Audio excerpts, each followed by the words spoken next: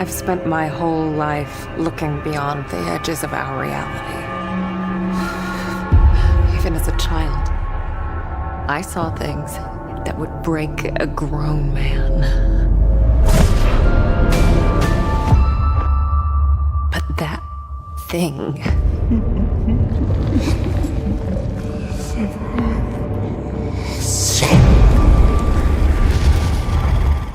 Oke my friend, seperti biasa video-video yang gue ambil di vlog gue itu selalu gue ambil dari lamannya IGN ya my friend. Jadi kalian kalau yang suka dengan dunia game, film, dan hal-hal lain seputar pop culture, kalian bisa langsung mampir ke YouTube-nya. Dan juga jangan lupa subscribe karena di sana banyak video-video menarik yang bisa kalian saksikan. Oke my friend. Friends, gimana kabar kalian semua? Gimana 3 hari ini ditemani oleh hujan yang tak henti-henti dari pagi sampai malam ya my friends. Jangan lupa tetap jaga kesehatan buat kalian, jaga makanan kalian, jaga kondisi fisik agar terus fit ya my friend. Kalau lagi nggak ngapa-ngapain, nggak usah keluar, kalian pantengin aja vlog gua karena kali ini gue bakalan bahas salah satu game yang lagi rame ya my friends. Game yang bertema tentang psychological horror ya my friend, apalagi kalau bukan The Medium, yang menurut gue sih bakalan jadi the next Silent Hill ya, karena di sini horornya bukan horor tembak-tembakan kayak di Resident Evil, tapi lebih ke puzzle ya my friend.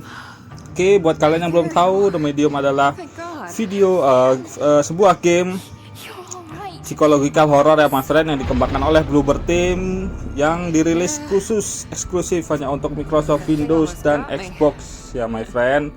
Medium sendiri adalah game third person ya, dimana tokoh utamanya bernama Marianne, seorang medium atau cenayang yang dapat melakukan perjalanan ke alam roh, mampu menghuni kedua dunia untuk membantu memecahkan puzzle ya my friends. Dan kemampuan psikisnya juga dapat digunakan untuk melawan kekuatan musuh dan bisa berinteraksi dengan titik energi yang disebut sumur roh. Jadi di sini dia gameplaynya bakalan ada 2 dunia gitu ya my friend. Di beberapa skin adegan yang gue lihat di video IGN sendiri tuh nanti ada beberapa bagian yang dia menjelajahi 2 dunia secara berlainan. Satu sisi dunia asli dan satu sisi lagi dunia medium ini tadi my friends. Oke, untuk plot ceritanya sendiri, Marianne adalah seorang cenayang yang membantu jiwa-jiwa yang bermasalah mencari peristirahatan terakhir my friend. Jadi medium ini merupakan roh-roh yang urusan dunianya tuh masih ada urusan dunia yang belum terselesaikan. Intinya itu roh apa ya, yang nggak tenang lah jiwanya. Jadi memiliki mimpi yang berulang tentang seorang pria yang menembak seorang gadis muda di tepi danau. Saat berduka atas kematian ayah angkatnya, Marianne menerima panggilan telepon nih my friend, panggilan misterius dari seorang pria bernama Thomas yang mengetahui siapa sebenarnya si Marianne ini. Thomas menawarkan untuk menjelaskan asal mula kekuatan Marianne serta makna mimpinya. Di lain pihak, Thomas juga hanya mau berbicara jika Marianne menemuinya di sebuah Niwa Workers Resort. Resort liburan era komunis yang ditinggalkan di hutan belantara Polandia. Niwa telah ditutup oleh pemerintah setelah terjadi pembantaian ya my friend tahun-tahun sebelumnya, di mana sejumlah besar orang dibunuh dan yang selamat meninggalkan daerah itu. Menjelajahi Niwa, Marianne menemukan bahwa tempat itu memiliki hubungan yang kuat dengan alam roh nih my friend, dan bukti bahwa Thomas, manajer resort, dan putrinya Lillian berada di pusat pembantaian Niwa. Dan di dunia roh sendiri atau di dunia medium sendiri, dia bertemu Sadness, roh seorang gadis muda yang memperingatkannya tentang Mau, roh yang bermusuhan dan jahat yang telah berhasil sebagian ada di dunia nyata dan bertanggung jawab atas pembantaian Niwa dengan menduduki inang manusia ya my friend, dan menggunakan tubuh mereka untuk membunuh orang lain. Jadi si Mau ini istilahnya bisa merasuki lah ya seseorang untuk melakukan pembantaian tadi, dan sekarang memburu Marianne untuk memuaskan rasa lapar dan melarikan diri dari Niwa. Marianne sendiri berulang kali menawarkan untuk mengirim si Sadness ini ke dalam kedamaiannya, tapi dia menolak nih my friend. Marianne memberikan cukup banyak petunjuk untuk mengetahui bahwa Thomas juga seorang perantara sebagai hasil dari eksperimen Nazi dan Soviet sebelumnya. Meskipun kekuatannya dapat digunakan untuk memutuskan pikiran orang dari tubuh mereka. Dia telah melarikan diri kembali dari Polandia dan bersembunyi di Niwa, my friend. Akhirnya memulai sebuah keluarga. Seorang agen, namanya susah nih my friend ya, bernama Henry menemukan Thomas, menundukkannya dan memaksanya untuk menonton saat dia membakar rumah Thomas dengan anak-anaknya di dalam, menyebabkan Thomas menyerang dan membunuhnya. Marian menyadari bahwa dia adalah putri Thomas. Dia mengalami koma karena api dan Thomas meninggalkannya di rumah sakit sementara dia tinggal bersama Lillian di Niwa. Marian menemukan bunker yang tersembunyi di bawah reruntuhan rumah keluarganya nih my friend, tempat dia bertemu dengan setengah roh Thomas.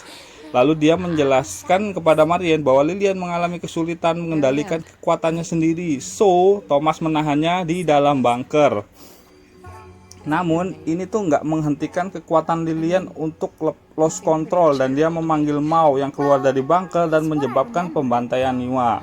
Sementara setengah roh Thomas yakin bahwa Thomas tidak akan pernah membunuh Lillian. Dia tidak tahu keberadaan Thomas saat ini. Saat mau mendekat, setengah roh Thomas meyakinkan Marian bahwa dia adalah satu-satunya yang dapat mengakhiri ini dan mengirimnya pergi, bersiap untuk mengorbankan dirinya untuk menahan si Mao tadi ini my friend. Lalu, masih bermasalah dengan nasib Lillian, Marian meninggalkan bunker dan menuju danau yang dia lihat dalam mimpinya. Di sana dia bertemu Lillian yang masih hidup dan sehat. Lillian menjelaskan bahwa mimpi yang dilihat Marian bukanlah kenangan masa lalu, tapi merupakan visi masa depan. Dia memberi Marian pistol dan memohon padanya untuk membunuhnya karena Mao tidak bisa dibuang selama dia masih hidup. Dan karena mengapa Sadness jiwanya menolak untuk dikirim ke kedamaian. Marian ragu-ragu dan mengingat kata Thomas malah mengancam akan bunuh diri karena tanpa dia sebagai perantara, Mao akan tetap terperangkap di Niwa selamanya. Mao kemudian tiba memaksa Marian untuk menembak, tapi tidak jelas siapa yang dia tembak. Dalam post kreditnya, seorang pria terlihat mengembara di dunia roh, berhenti sebentar untuk mengambil jam sakunya Thomas. Itu sih sinopsisnya my friend. Jadi belum ada cerita lengkapnya karena takut spoiler, karena game ini juga baru banget rilis. Dan game ini hanya dalam seminggu sudah menutupi biaya produksinya, sama seperti Hitman yang kemarin nih my friends. Jadi setelah gue kemarin agak lama ya setelah Ghost of Tsushima, karena gue masih nyari tahu game kayak apa sih The Medium ini. Jadi di sini kita mecah-mecahin puzzle ya my friend, harus menemukan dan jeli tentang semua petunjuk. Jadi si Marian ini juga di alam medium itu dia bisa mereka ulang kejadian sebelumnya. Dan penggambaran di dunia nyata dan dunia medium ini kontras ya my friend. Jadi saat gue lihat adegan ini tuh gue keinget adegan di Silent Hill saat sirenenya nyala. Buat kalian yang udah pernah nonton filmnya Silent Hill, kalian pasti tahu ya, saat alarm gasnya nyala tuh dunianya berubah seperti apa ya, mirip lah. Jadi aura-aura merah dan penggambaran neraka gitu lah my friend. Sedangkan di dunia realnya sendiri ya biasa, sebuah hotel yang telah ditinggalkan. Jadi kalian tuh di sini gameplaynya menunjuk mencari clue-clue. Jadi bisa menggunakan kekuatan Marian di dunia medium atau kekuatan Marian saat di dunia real. Jadi saat untuk misalnya contoh untuk menemukan sebuah tombol yang tersembunyi, jika tidak ditemukan dengan kekuatan biasa, bisa juga Marian menggunakan menemukannya di alam The Medium tadi nih my friend. Gue sih belum tahu lengkapnya seperti apa karena gue juga sendiri seorang pecinta game yang kebetulan tidak mempunyai konsolnya. Tapi gue 3 hari ini tuh gue coba survei dari video-video hasil review, terutama dari IGN nih my friend. Jadi buat kalian yang suka dengan game-game horor, kayaknya ini cocok nih my friend. Apalagi ini gamenya tuh puzzle gitu ya, jadi nggak asal tembak, jadi intinya tuh mencekamnya dapat, horornya dapat, puzzle-nya juga keren karena emang reviewnya lumayan cakep ya my friend.